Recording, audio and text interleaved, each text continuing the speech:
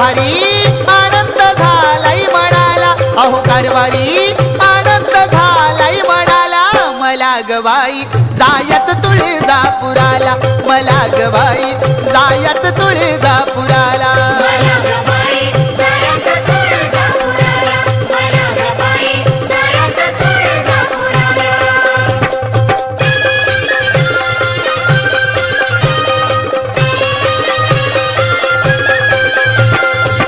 पहिल्या तुळजापुरी गाडीन जाईन, प्रथम कल्लुळात बाई मी नाहीन.